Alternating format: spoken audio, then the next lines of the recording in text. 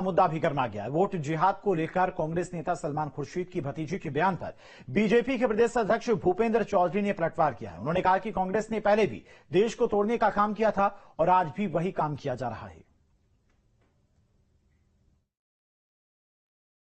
चरण दर चरण जैसे जैसे चुनाव आगे बढ़ रहा है, चुनाव में अब हिंदू मुसलमान की बात भी होने लगी है। कहीं ना कहीं चुनाव को पोलराइज करने की कोशिश की जा रही है। इसी कड़ी में अब पूर्व केंद्रीय मंत्री सलमान खुर्शीद की जो भतीजी हैं, उन्होंने वोट जिहाद की बात की है। उन्होंने यहां तक अपील की मुसलमानों से कि जो मुसलमान बीजेपी को सपोर्ट करे उसका बायकॉट किया जाए। इस वक्त मेरे साथ बीजेपी के स्टेट प्रेसिडेंट भूपेंद्र सिंह चौधरी जी हैं। सर, सलमान खुर्शीद की भतीजी, उनका बयान आपने पढ़ा होगा उसके बारे में कि उन्होंने वोट जिहाद, पहले लब जिहाद की हम लोग बात सुनते थे, अब वोट जिहाद की वो बात कर रही हैं। जो मुसलमान बीजेपी को सपोर्ट करे उसका हुक्का पानी बंद किया जाए।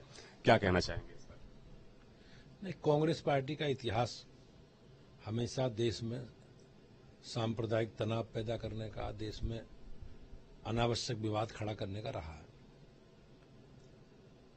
और कांग्रेस वो पार्टी है जो देश के विभाजन के लिए सबसे ज्यादा जिम्मेवार दल है, मुस्लिम लीग, उसके साथ खड़ी रही है। कांग्रेस का एजेंडा देश में शरिया कानून लागू करने का है, मुसलमानों को आरक्षण देने का है।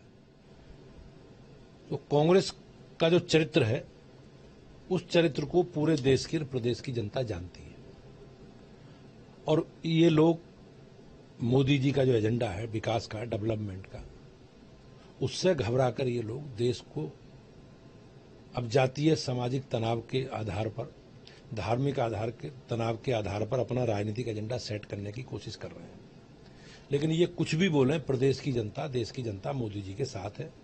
हमारा जो डेवलपमेंट का एजेंडा उसके साथ खड़ी है। सर, जो वोटिंग का परसेंटेज कम हो रहा है, क्या लगता है कि नुकसान किसको होने वाला है, पक्ष या विपक्ष को? ये लोग चुनाव में सक्रियता इनकी है ही नहीं, विपक्ष के लोग की, INDIA गठबंधन की हो या चाहे बसपा की हो। भारतीय जनता पार्टी का ये कोई कार्यकर्ता हमारी सरकार का, जो माननीय मोदी जी के नेतृत्व में चलने वाली सरकार का 10 साल का लेखा जोखा लेकर, रिपोर्ट कार्ड लेकर हम जनता के बीच में हैं। लेकिन इन लोगों की उपस्थिति जनता में नहीं है। ये केवल सोशल मीडिया के माध्यम से, मीडिया के माध्यम से लोगों को गुमराह करने का काम कर रहे हैं। अनावश्यक रूप से सामाजिक और धार्मिक टकराव पैदा करके, एक समाज की तुष्टीकरण करके ये वोट बैंक के रूप में एक समाज को देखते हैं। लेकिन हमारी सरकार ने बगैर किसी भेदभाव के, माननीय प्रधानमंत्री जी का जो संकल्प है, सबका साथ, सबका विकास, सबका विश्वास, उसके आधार पर हम लोग आगे बढ़े। आखिरी सवाल सर ये है कि अमेठी रायबरेली में कांग्रेस ने अभी तक कोई प्रत्याशी घोषित नहीं किया है, लेकिन उन 2 सीटों के लिए कांग्रेस ने एक स्पेशल 24 टीम तैयार की है, जो संभवतः राहुल गांधी और प्रियंका गांधी के लिए काम करने वाली होगी। अब हम तो, हमारी पूरी तैयारी है, हम पूरी तैयारी के साथ रायबरेली में भी और अमेठी में भी हमारे मोदी जी के नेतृत्व में हम चुनाव लड़ रहे हैं।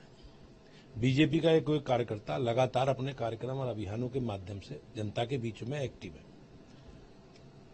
अमेठी में श्रीमती स्मृति ईरानी भारतीय जनता पार्टी की घोषित प्रत्याशी है, उन्होंने नामांकन भी करा लिया है और वो लगातार 10 वर्षों से जनता के बीच में है। उनके नेतृत्व में लगातार अमेठी विकास की यात्रा पर आगे बढ़ रहा है। लेकिन कांग्रेस पार्टी की ओर से राहुल गांधी पिछले 5 वर्षों से गायब हैं, एक बार भी नहीं आए। सोनिया गांधी जी 5 वर्षों से जीतने के बाद से गायब हैं।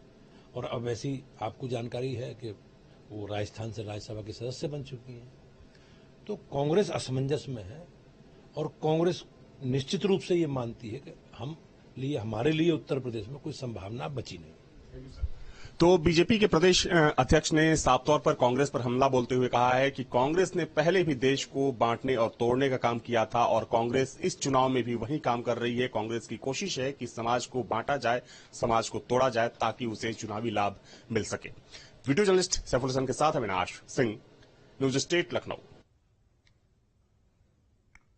लोकसभा चुनाव के तीसरे चरण का प्रचार जोरों पर जारी है। सीएम योगी आदित्यनाथ ने आरक्षण को लेकर कांग्रेस को घेरा है।